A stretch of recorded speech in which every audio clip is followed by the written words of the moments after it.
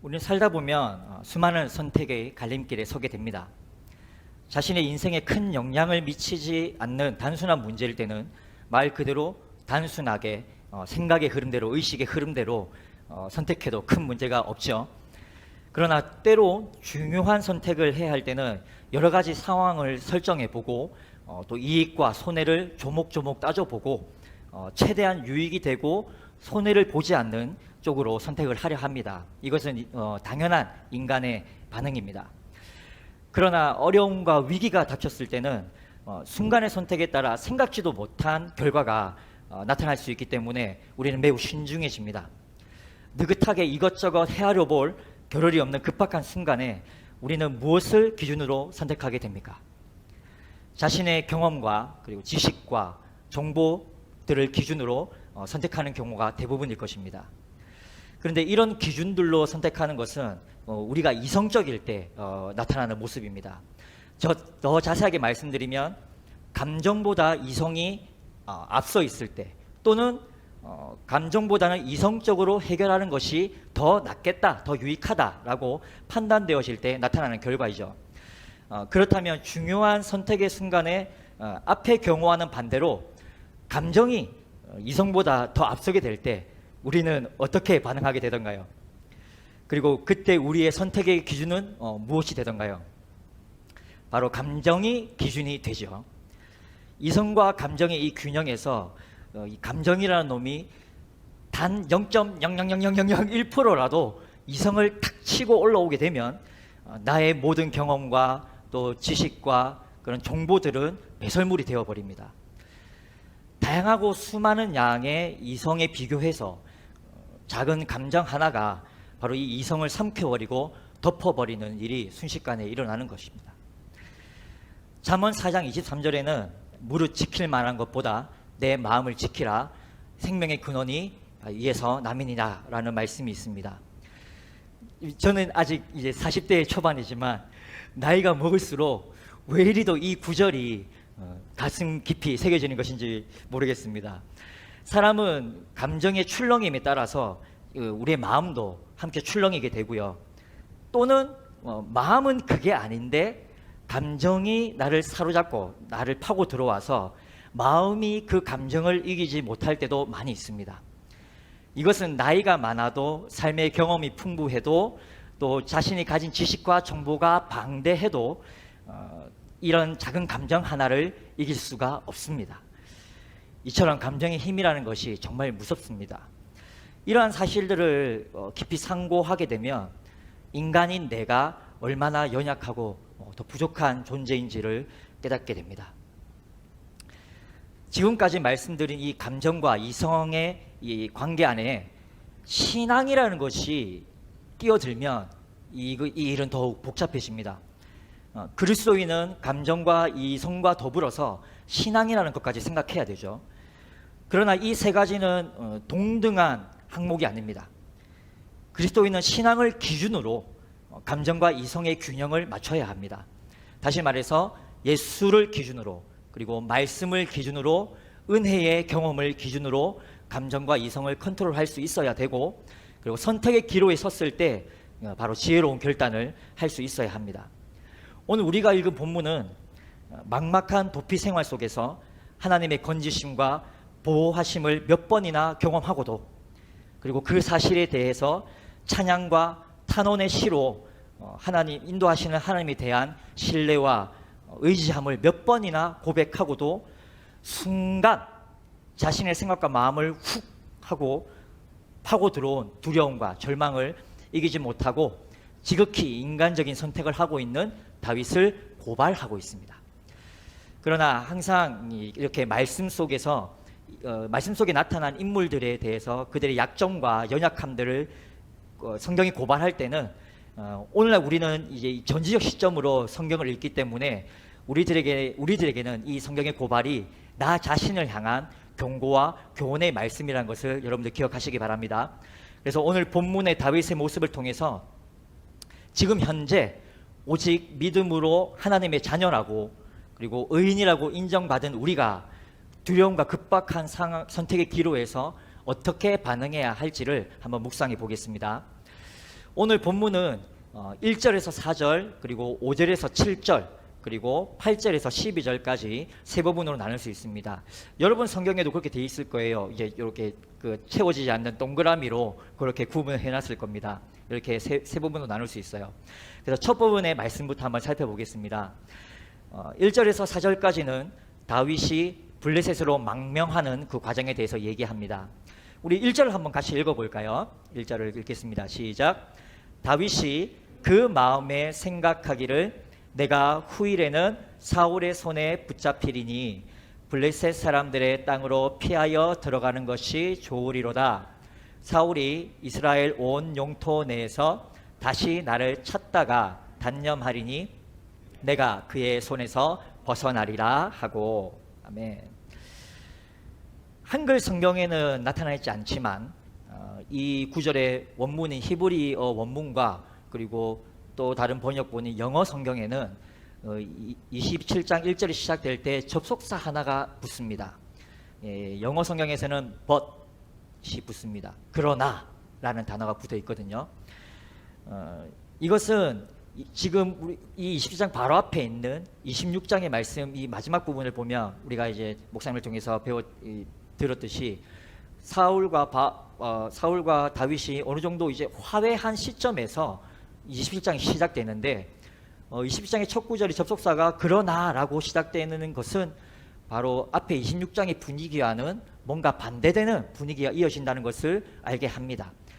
그래서 이것을 적용해서 다시 1절을 재해석해보면 그러나 다윗은 속으로 생각했다.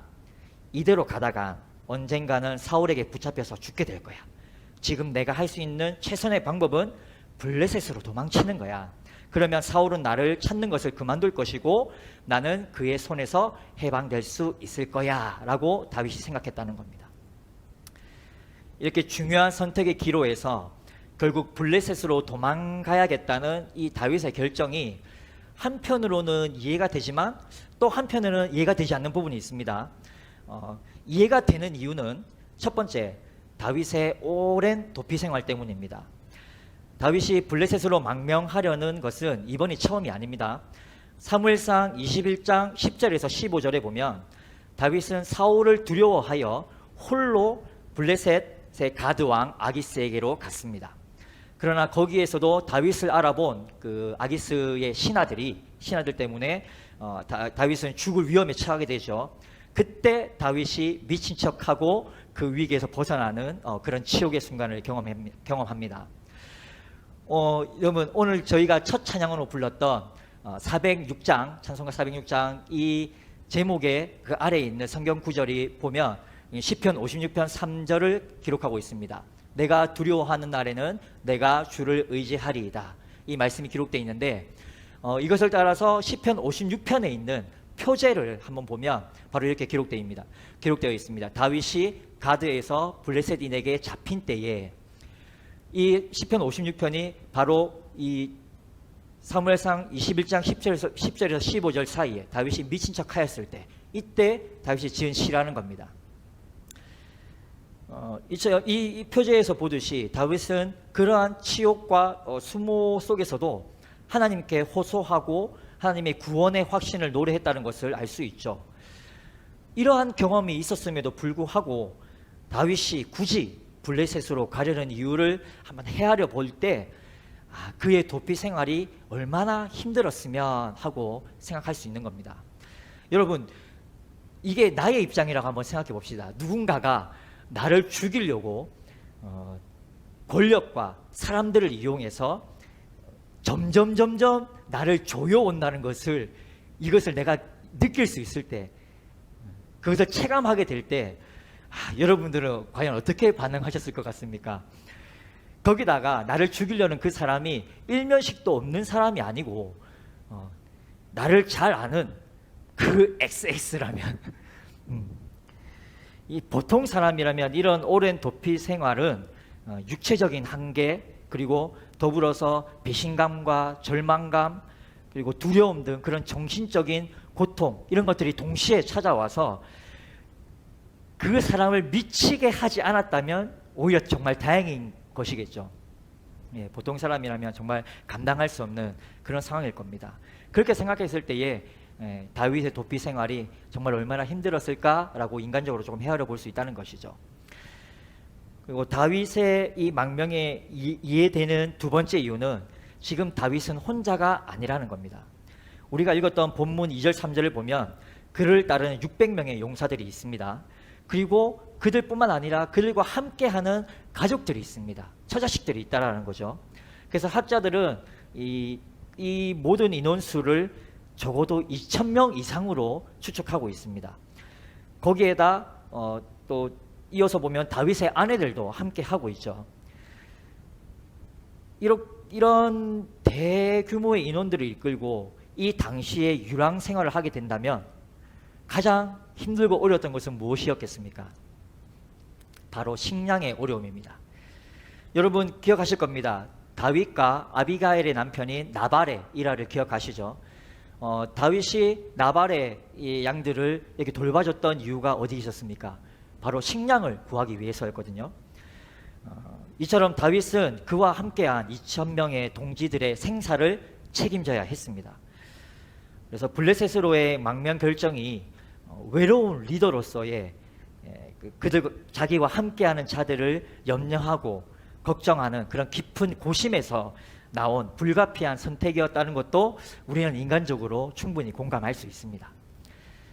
그리고 결정적으로 4절을 보면 이런 다윗의 예상과 바램대로 뭔가 이야기가 상황들이 흘러가고 있다는 것처럼 보여지죠. 그런 뉘앙스를 4절에서 보여주고 있습니다. 그럼에도 불구하고 우리가 이 부분에서 꼭 짚고 넘어가야 할 부분이 있는데요. 먼저 사무엘상 22장 5절에서 하나님은 선지자 갓을 통해서 다윗에게 유다 땅에 거주하라 라고 분명히 명령하셨습니다. 다윗도 분명히 이 명령을 기억하고 있을 거예요. 하지만 자신 앞에 놓인 눈에 보이는 현실, 이것을 바라보는 그 이성과 그와 함께 찾아온 절망과 두려움이라는 이 감정의 늪, 이것에 빠져서 그는 하나님의 명령, 즉 신앙을 잊어버렸습니다. 하나님을 놓친 그 마음의 생각은 부정적이고 비관적이게 되었고, 그 세상과 타협하는 그 눈에 보이지 않는 일시적인 안식을 먼저 바라보게 했습니다. 여러분, 우리가 아는 하나님의 마음에 합한 자 다윗이었다면 이러한 인생의 중요한 갈림길에서 1절 이 첫 부분에 나왔던 이 말씀, 그 마음에 생각하기를이 아니라 하나님의 마음에 합한 자 다윗이었다면 그가 여호와께 기도하기를 이라고 나와야 더 어울리지 않겠습니까? 실제로 그는 사무엘상 22장 10절 그리고 사무엘상 23장 2절과 4절에서 보듯이 그는 수시로 여호와께 묻는 사람이었습니다. 여호와의 뜻을 구하고 하나님께 묻고 하나님이 명령하시면 그대로 순종했던 그런 사람이었습니다.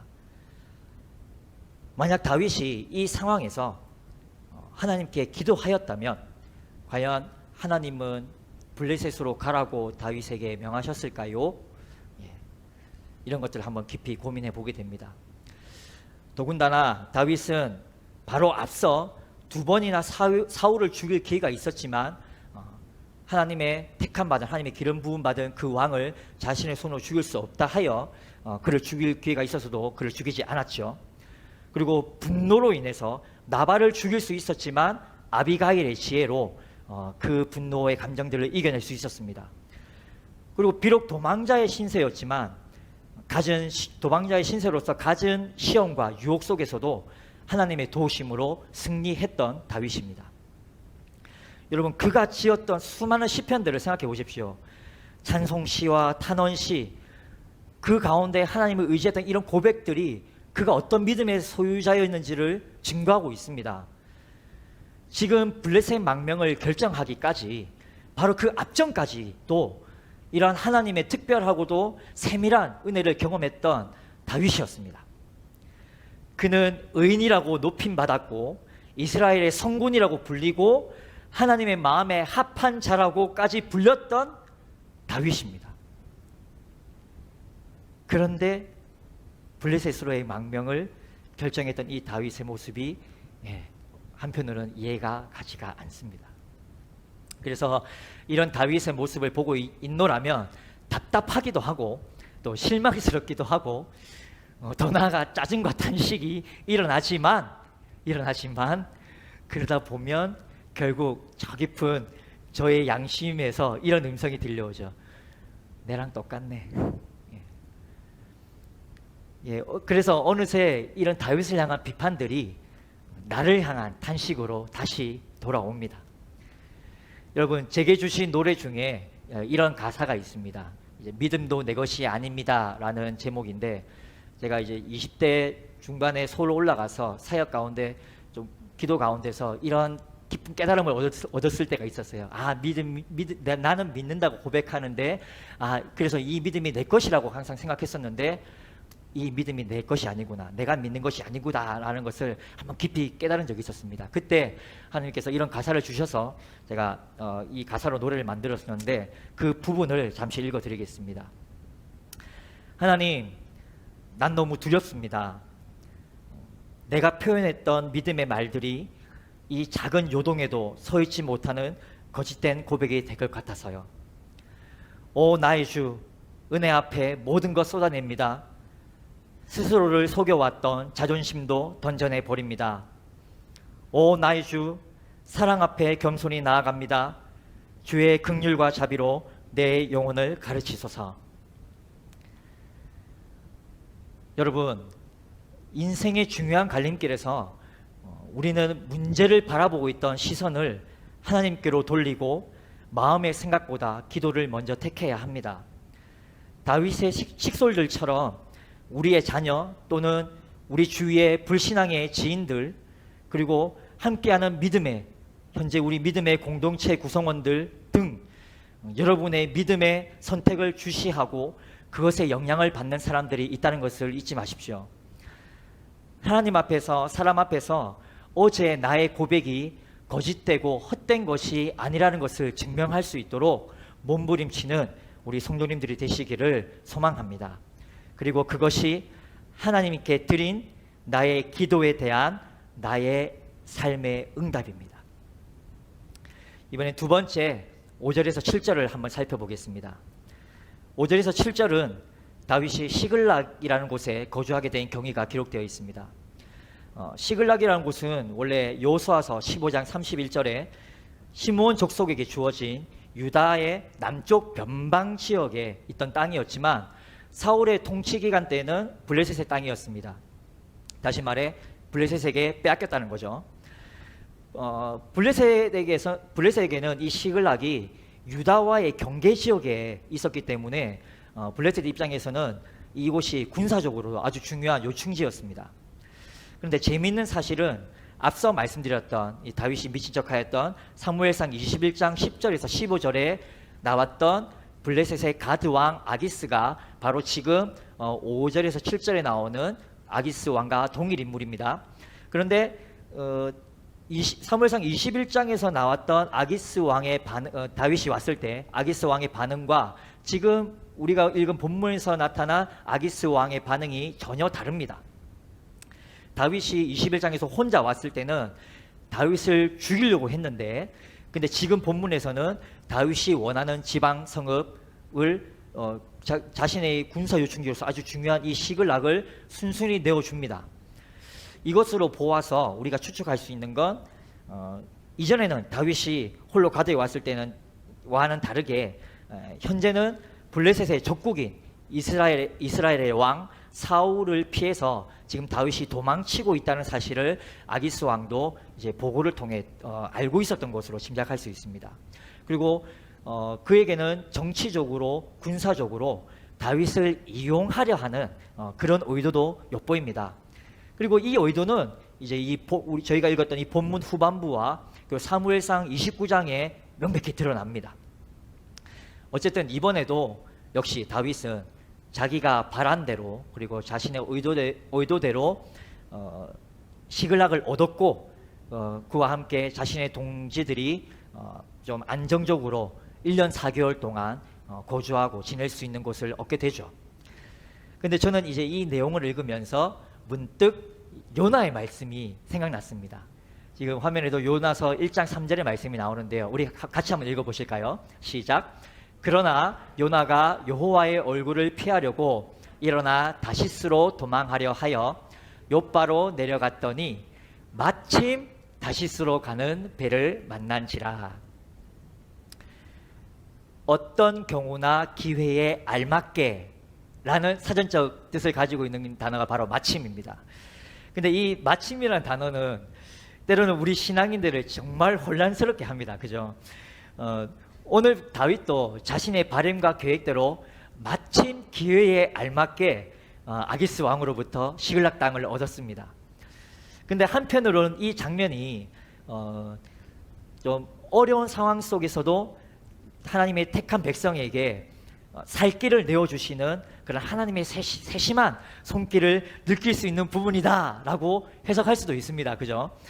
그리고 일시적으로 보면 이 본문만으로 봤을 때 일시적으로 보면 분명 또 그러합니다. 왜냐하면 시글락 땅을 얻음으로써 다윗은 사울의 위협으로부터 벗어났고요, 자유하게 되었고, 또 그와 함께한 동지들 또한 1년 4개월이라는 당분간이라도 안정감을 얻을 수 있는 그런 환경이 마련되었기 때문입니다. 그리고 오늘 방금 읽었던 이 두 번째 부분에서처럼 아기스 왕의 간섭을 덜 받을 수 있었습니다. 왜냐하면 이제 아기스 왕의 왕도에서 멀리 떨어진 변방 지역에 있었기 때문에 아기스 왕의 간섭에서도 벗어날 수 있었고요.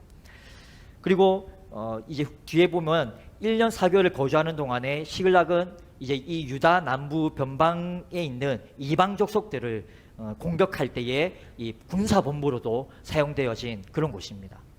그래서 다윗은 마침 알맞게도 그렇게 진행되는 이러한 상황들을 볼 때에 하나님이 나를 인도하시는구나, 우리를 인도해 주시는구나 라고 안심했을지도 모릅니다. 그러나 여러분, 이제 후반부에 보시다 보면 이 선택은 다윗과 그리고 그와 함께한 동지들에게 비극적인 경험을 남깁니다. 사무엘상 29장에 보면 다윗은 이스라엘과 블레셋 간의 전투에 참전하라고 이제 아기스 왕으로부터 지시를 받습니다. 너무 난처하게 됐잖아요. 자신의 동지를, 자신의 이스라엘의 자신의 백성들과 정전을 해야 된다고 했을 때 이 다윗의 입장이 얼마나 난처했겠습니까? 그런데 하나님의 긍휼하심으로 결국 다윗은 일단은 참전하지 않고 자신이 거주했던 시글락 땅으로 돌아가게 되거든요. 근데 그 사이에 사무엘상 30장에 보면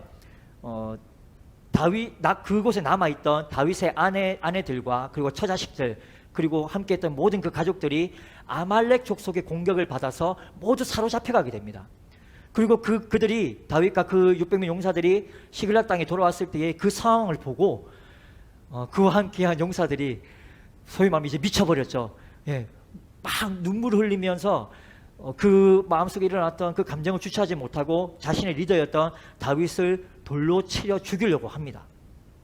이때 다윗은 에봇을 가져오라고 명령하고 그 에봇을 입고 여호와께 묻고 아말렉을 쫓아가서 그들을 공격하여서 다행히도 자신이 사로잡혀갔던 모든 자신의 백성들을 다시 도로 찾아옵니다.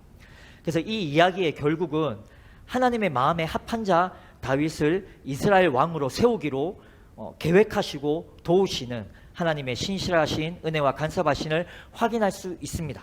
하지만 오늘 우리가 읽은 본문의 상황만을 놓고 본다면 이 다윗의 인간적인 이런 선택이 자신과 그와 함께한 자들 모두를 사지로 내몰 수도 있었던 그런 선택이었다는 것을 우리에게 경고하고 있습니다. 그래서 우리는 이 경고의 말씀에 대해서 분명히 경각심을 가져야 합니다.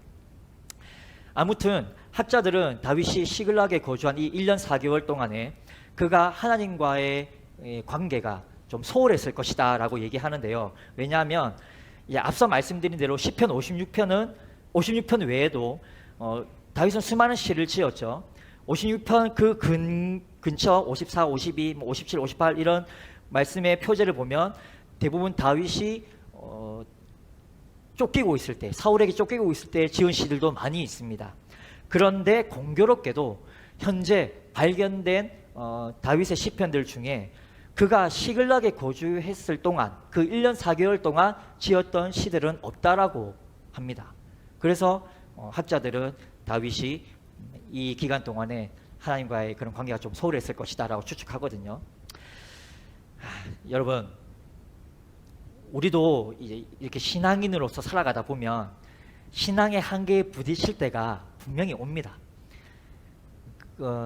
지금 그런 상황에 계신 분도 있을 겁니다. 다윗 또한 그의 일생에서 기적적인 하나님의 사랑과 은혜와 또 하나님의 도우심을 경험했음에도 불구하고, 그리고 또 주옥 같은 수많은 시편의 고백을 쏟아내었음에도 불구하고 순간적으로 침투한 그런 두려움과 절망감은 여전히 자신을 에워싸고 있는 시련과, 그리고 끊임없이 계속 닥쳐오는 것처럼 보이는 그런 위험과 불확실한 상황 가운데 놓여있는 자신만을 바라보게 했습니다. 그러나 우리는 성경에 나타난 다윗의 일생을 통해 알 수 있죠. 이것을 향한 이 하나님의 목적은 왕으로 선택된 다윗이 모든 이스라엘 사람들 앞에서 하나님의 때에 그분의 하나님의 뜻에 알맞게 하나님의 뜻을 이루어낼 수 있도록 다윗을 겸비하게 하시고, 또 다윗에게 용기를 주시고 다윗으로 하여금 인내하는 믿음을 나타내 보이게 하시려는 그런 하나님의 목적이라는 것을 우리는 알 수 있습니다.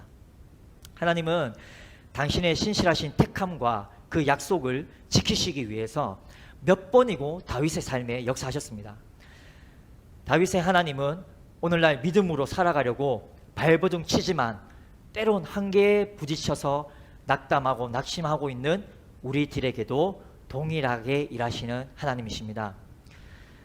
오늘 다윗의 모습을 묵상하시면서 지난날 여러분이 하나님께 드렸던 그 고백을 다시 한번 기억해 보십시오. 그리고 여러분의 시편을 다시 회복하시기를 소망합니다. 마지막으로 세 번째 8절에서 12절의 말씀을 보겠습니다. 이 부분은 다윗이 유다 변방의 이방 족속들을 공격한 사실과 이로 인해서 아기스 왕의 신임을 얻는 내용들입니다. 다윗이 공격했던 그술, 기르스, 아말렉 이 세 족속은 이스라엘이 가나안 정복 때에 정복하지 못한 민족들입니다. 그래서 이후에 시간이 지나서 지금의 본문에 있는 이 시대에 이르기까지 이스라엘을 괴롭혀 왔던 사막의 약탈자들입니다.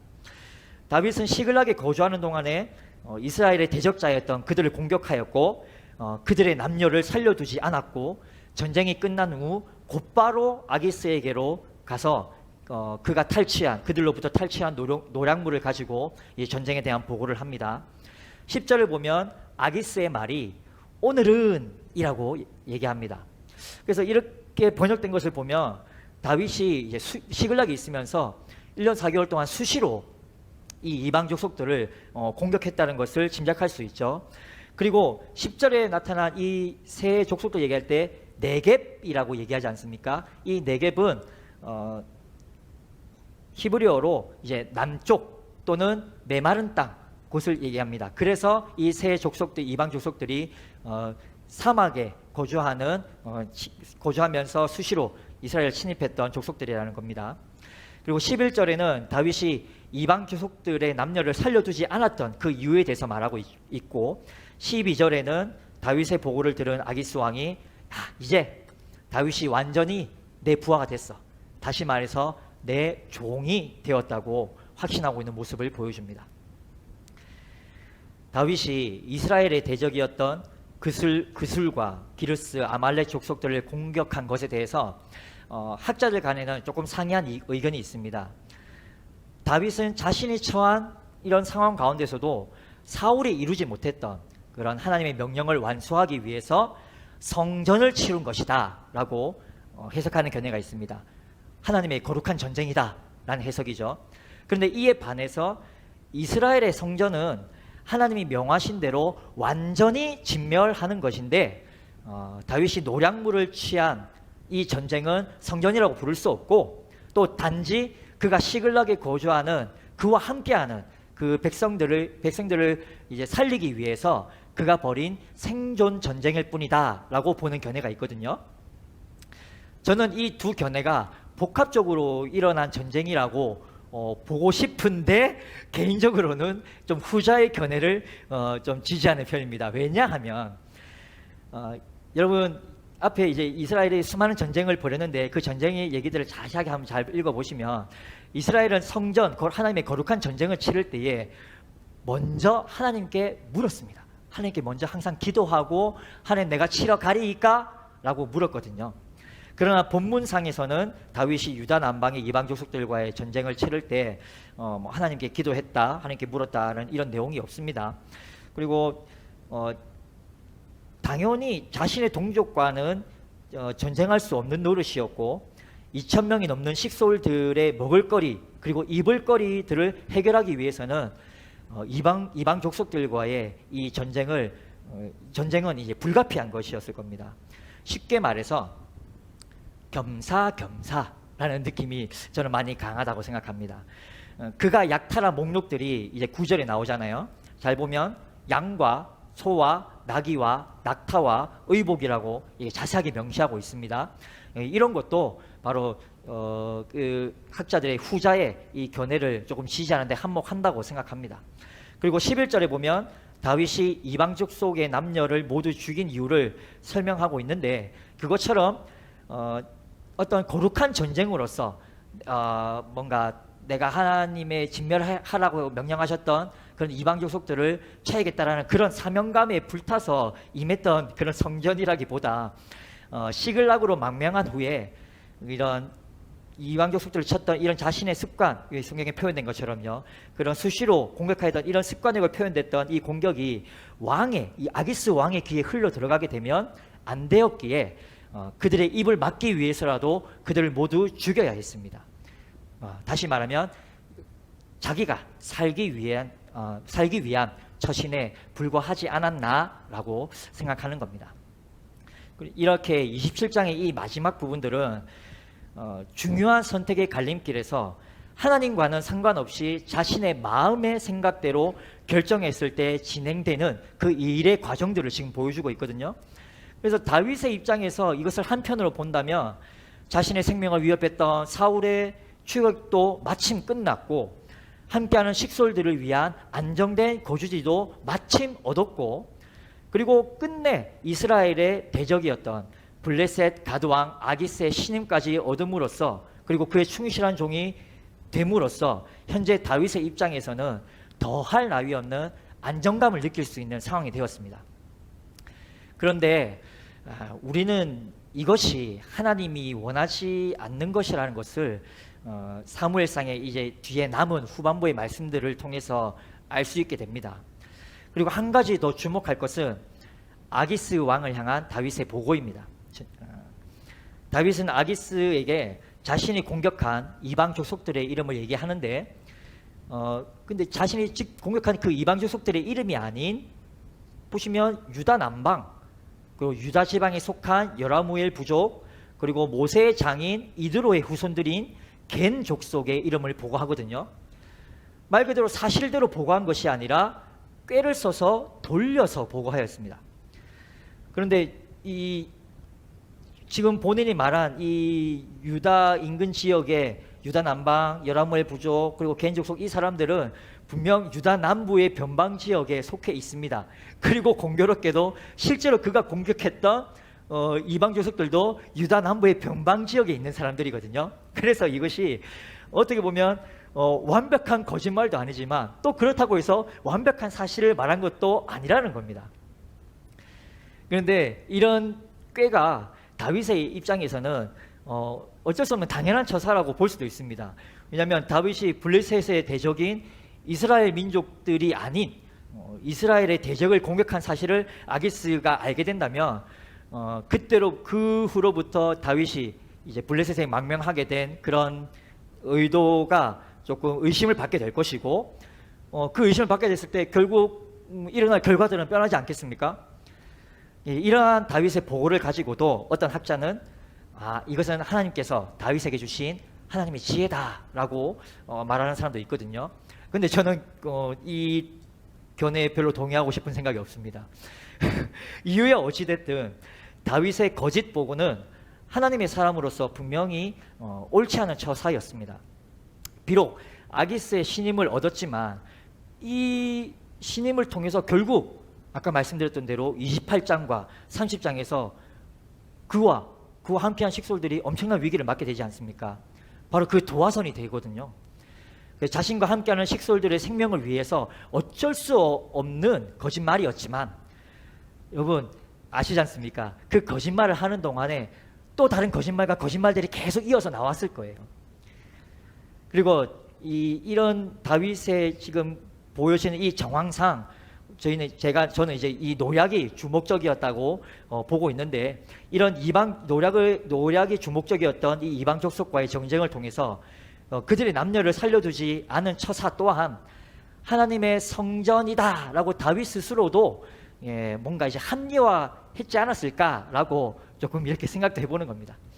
그런데 참 놀라운 건 그럼에도 불구하고 결과적으로는 하나님께서는 이 모든 일들에 다윗이 행했던 이 모든 행적들을 선한 길로 인도해 주셨어요. 이제 우리는 그것을 사무엘상 후반부의 내용을 통해서 알게 될 것입니다.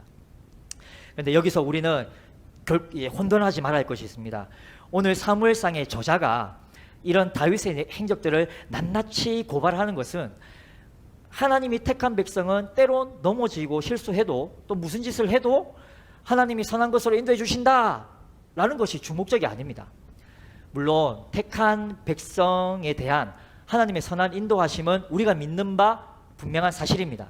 문제는 이러한 사실 앞에서 나타나는 우리의 태도입니다. 하나님께 내 삶을 맡긴다는 것은요, 내 삶을 단지 그저 그냥 내 의식의 흐름대로 내버려 둔다는 말이 아닙니다. 나를 내려놓고 하나님이 이끌어 가시도록 나를 내어드린다는 겁니다. 지금 다윗은 자신의 결정으로 인해서 28장부터 벌어질 이 위기의 상황들을 결코 상상하지도 못할 것입니다.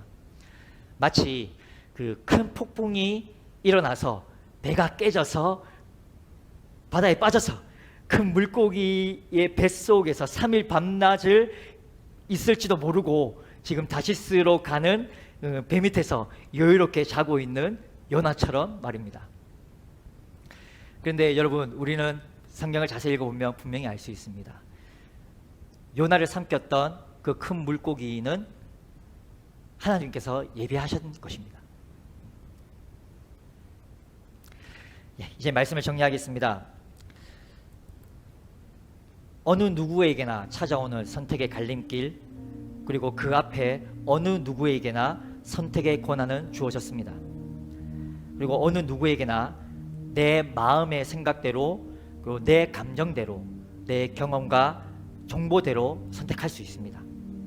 그러나 애석하게도 그리스도인은 여기에 신앙이라는 기준이, 그리고 말씀이라는 기준이, 그리고 예수라는 기준이, 은혜의 경험이라는 기준이 따라붙습니다. 제가 방금 애석하게도라고 말했습니다. 왜 그렇습니까? 진짜 신앙인은 세상 사람들과는 다르게 자기의 마음의 생각대로, 내 마음대로 선택할 수 없는 존재이며, 오직 말씀과 기도로 하나님의 뜻 안에서만 온전한 선택을 할 수 있는 존재라는 것을 너무나 잘 알기 때문입니다. 더 정확하게는 우리 안에 내주하시며 도우시는 성령님이 신앙인의 영혼 저 깊은 곳에서 그것을 자각하게 하시기 때문입니다. 그런데 분명한 것은 그 결과는 확실히 다릅니다. 우리는 그것을 경험한 사람들입니다. 그리고 지금도 경험하고 있고요. 또 주님 만나는 그날까지 이 경험들은 계속될 것입니다. 그리고 마지막 날 주님 만났을 때,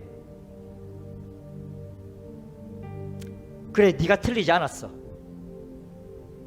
라고 말씀해 주실 하나님을 저는 기대합니다. 근데 이것을 어떻게 확신할 수 있습니까? 성경에 쓰였습니다. 내가 성경의 말씀을 믿는 것이 아니라 예수의 영이시며 조력자이신 성령 하나님이 나로 하여금 그것을 믿게 하십니다.